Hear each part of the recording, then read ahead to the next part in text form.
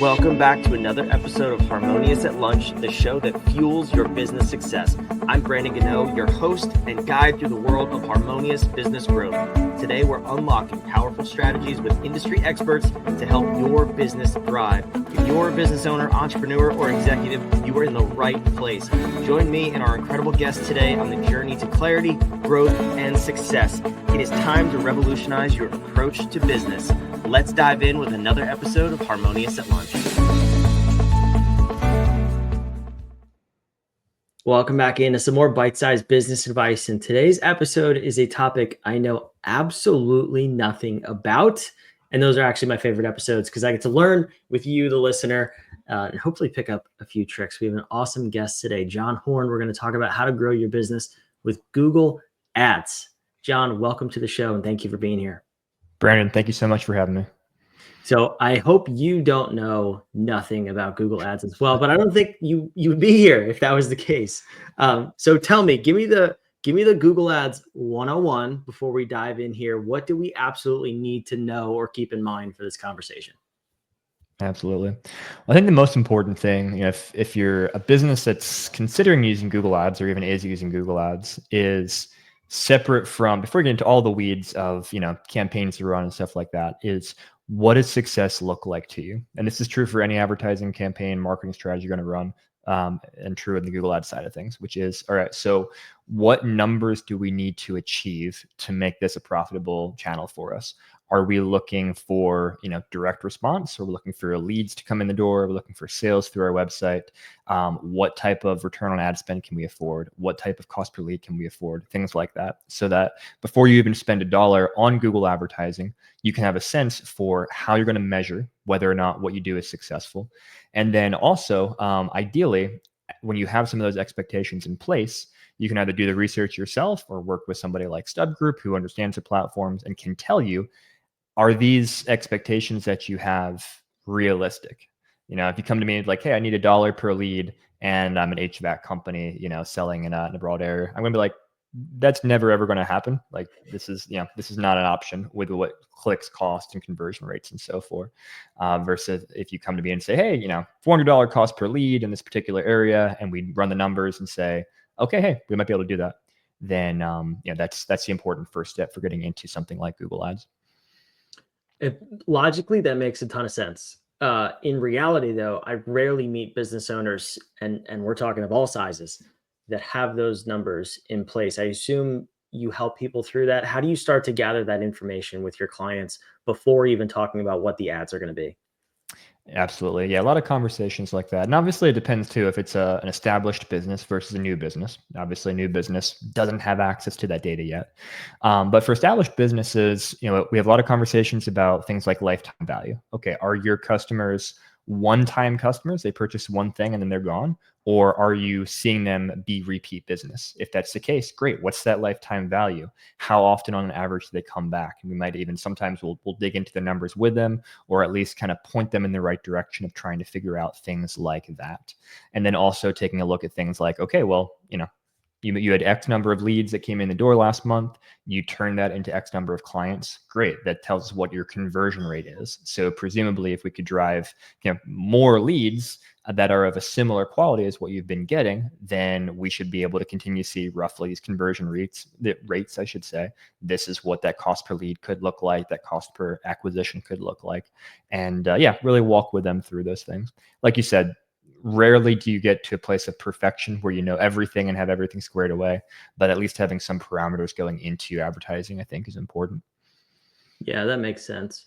And the other question I always hear people talking about, whether it's on podcasts or online, stuff like that, is what platform should you be putting money into? There's Google, there's Facebook. I think every single other platform has their own advertising channels, billboards, newspaper ads, if we want to go retro. First of all, how many of those do you cover? And then also, how do you help your clients figure out which one is going to be right for them? Yeah, that is a very, very important question. And our specialty is primarily in we call paid search. So Google being by far the top platform, and then platforms like Microsoft, Bing, for example, as well as paid social. So Facebook ads, Instagram ads, so forth. And then we're starting to expand into some other areas as well with our clients. But really, that paid search and paid social is what we've been focused on for a while. And at a very high level, one of the questions that I'll kind of walk businesses through when they're asking us that question is, are people searching for what you sell? So if they're searching for the product you sell, the service that you sell, then they're probably using Google to do a lot of those searches because Google is, the dominant search engine now. And so that gives you the opportunity to say, okay, well, then if someone's searching for what I'm selling, then we probably need to be on Google. And let's talk about what that looks like. Versus there are many businesses where people aren't necessarily searching for what you sell. You could be a clothing brand that is, got a great line of clothing, really cool hoodies and tees, for example. But there's, technically, yes, people do Google, find hoodies or find tees, but you're not probably on the Google side of things going to stand out from everybody that's there. Whereas if you say, okay, these are the types of people that are really interested in my hoodies and tees, I can reach them on Facebook and I can make them aware of my brand and do that visually. Paid social, Facebook, Instagram, etc., is a great place for brands that really need to be described visually through images, through video. YouTube also, which of course falls under the Google umbrella, is great for that as well. So if it's more of a, people are searching for what I have, search engines generally is where I'm going to start. If it's more of I need to make them aware of what I have and make them aware that there's a solution to a problem they maybe didn't realize they had until I told them they had it, then, social platforms may be a better place to start. That makes sense. That's a good little filter. I'm sure it doesn't apply 100% of the time, but it gets us at least started down one of those paths. So keeping that in mind, if you answer that question for yourself as the listener, then John, where do you go with people? So we're talking, this conversation is predominantly about Google. Yeah. Where do you go with your clients once we say, okay, I have some metrics. I know what I'm looking for. I know that I should be on Google. Then what? What do we do? Yep. So usually the first thing that we'll do is we'll do some research, get a sense for what are the popular keywords people are searching on Google that are relevant to the product or service that you're selling. We'll try to get a rough sense for what it's going to cost to run ads. So Google has what they call a pay-per-click model, which just means that you pay Google when someone clicks on your ad. And how much that cost is going to be incredibly different depending upon what industry you're in, because it's ultimately it's an auction.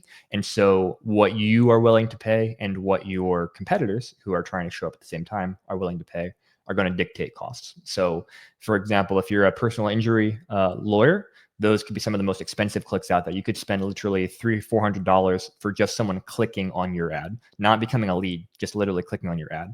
Because when someone does convert, that's millions and millions of dollars worth of revenue for that lawyer. And so they're willing to spend that.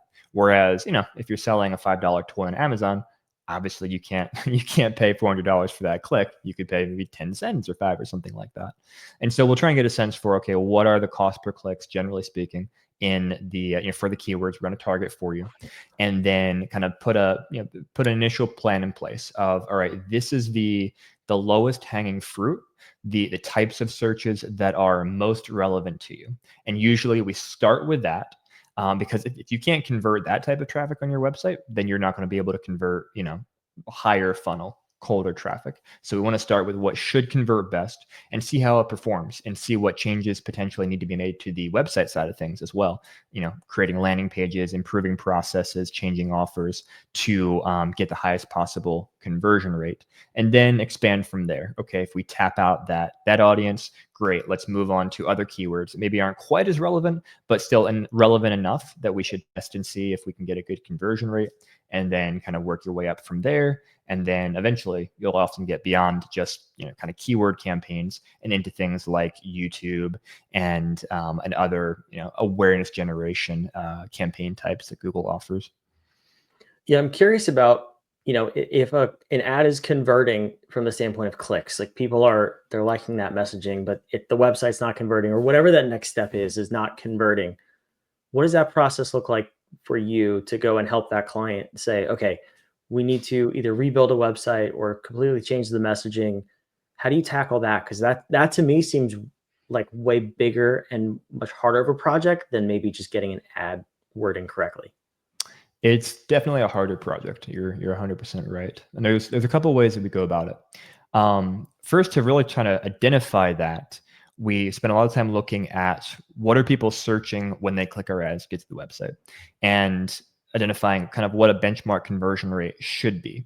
And so if we're seeing, hey, people are searching for what you sell, they're clicking your ads, and then they're not buying, then we know the problem isn't that we're getting the wrong audience to the website. The problem is that for whatever reason, they're not finding the website compelling enough to actually, do the purchase, fill out the form, whatever the goal is on that website. And so one thing we'll often do with clients is install software like Microsoft Clarity, which does things like heat mapping and actually recording screen sessions. So we can look and see how real leads, or at least potential leads, are navigating around the website. And we can find friction points. We can see, they're clicking this thing. It looks like a button. It's not a button. They're getting frustrated because it's a weird design element. Or, hey, they're going all over the place looking for this piece of information. You need to put this piece of information, right in front of them, or so forth and so on. And then from there, sometimes we'll help ourselves with doing things like creating landing pages, because often businesses, they'll kind of have this Frankenstein website develop over time where, if you spent 10 minutes reading through their website, you'll figure things out. But if you are clicking an ad and you are literally spending 5 seconds to see, am I at the right place before I leave or not, you have to have the right headline. You have to tell them they're in the right place. You have to have credibility elements right away, things like that. And so we'll help create a landing page that has those types of things. And sometimes it's more consultative of, hey, the client's got a design team, web team, awesome, of just giving them ideas, recommendations, and then split testing those things and seeing, do more people engage with this version than that version? If so, awesome. That's a new winner. Let's, move forward, test something else, and constantly try to improve that experience. Is that stuff you recommend your clients do even before they start working with you, as far as, evaluating the website, the heat map tracking, stuff like that you talked about, so that they can provide that information to you right from the start? Yeah, absolutely. I mean, at the end of the day, if you have people coming to your website, then it behooves you to be doing everything possible to convert as many of those people into customers, into leads, into whatever your goal is. And so whether that traffic's coming from ads or Google organic searches or social media or email newsletters, it doesn't matter. You should be looking and seeing, how are people engaging? How can we make that process more seamless? How can we more clearly communicate our offers in a more compelling way, and ultimately get the highest percentage of people taking that action that we want them to take? Yeah, that makes sense. So, as far as the other things that people don't typically think of when we're talking about Google Ads, I think a lot of people have this concept in their minds, and I may be one of these people. You put $1 in, and you're supposed to get $4 out, or whatever that metric is for you, right? Mhm. What are all of the other things that you see kind of bite companies in the butt, that maybe they're not considering? Anything from, poor reviews or poor web presence, stuff like that, that we Mhm. should be aware of before even considering any sort of paid advertising? Yeah, I think a lot of people look at advertising as a magic bullet. And if we just, do good ads and throw money at advertising, that's going to fix our business problems. And that's not how it's going to work. I've heard advertising described as fuel. If you have an engine that is not performing well, if your offers are already not hitting with people, you're not seeing things, and then you run ads and get more people there, you're just putting more fuel into an engine that's breaking down, and it will just blow up further and waste you money.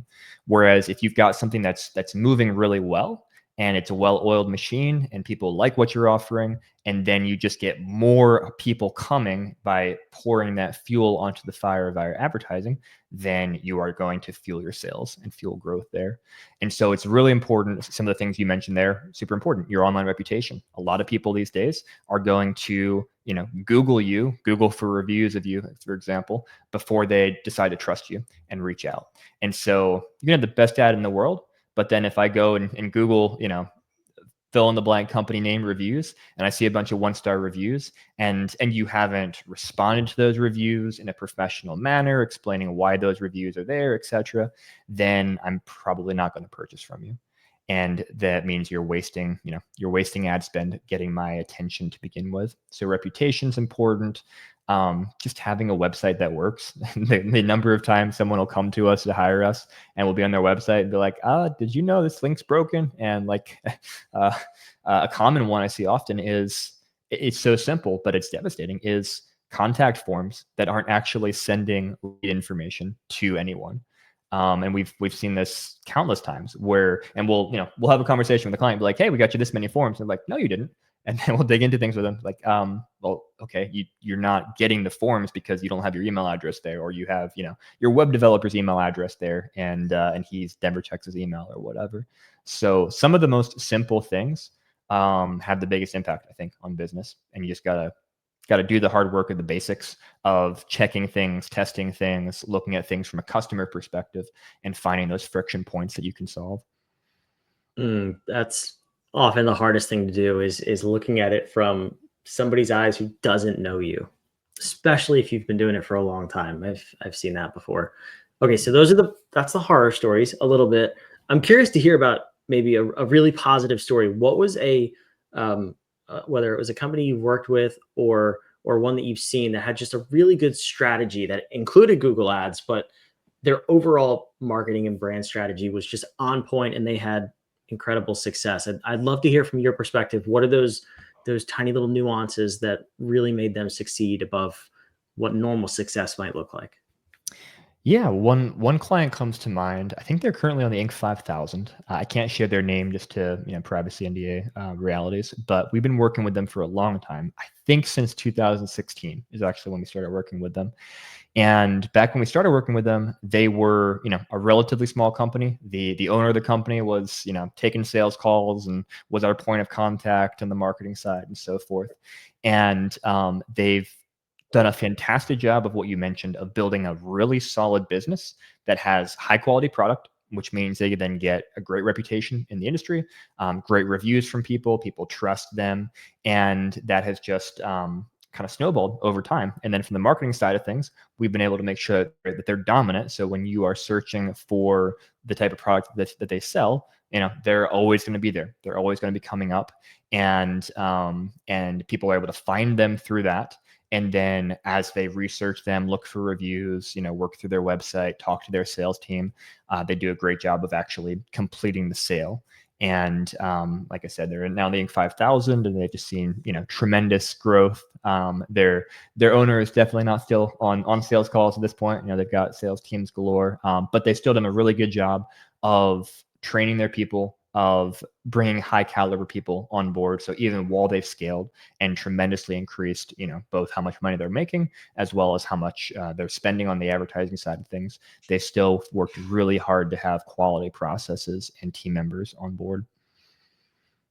Yeah, it's a holistic approach. You can't build just one part of the business. But what I heard is, if you work with Stub Group, you will guarantee get on the Inc. 5000 list. Did I get that right, John?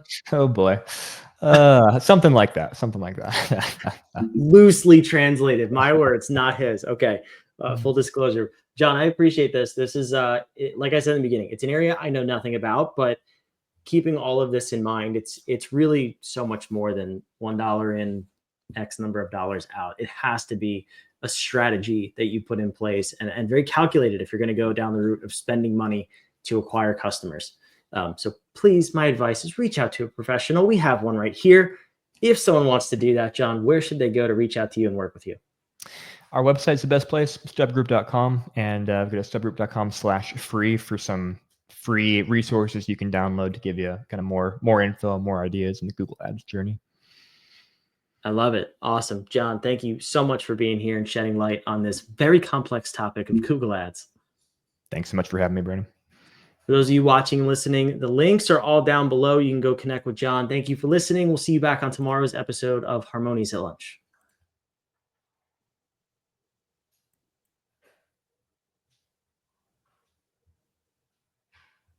Thanks for listening to another episode of the Harmonious at Lunch podcast. Make sure you subscribe on whatever platform you're on, and we want to invite you to join us in the Small Business Success Facebook group, our private group where guests and listeners come together to grow your business. We want impact-driven entrepreneurs who are ready to go to the next level in this group so we can all share ideas, collaborate, and grow our businesses together. Go to whatif.com/group, and we want to invite you to join today. See you on the next episode of Harmonious at Lunch.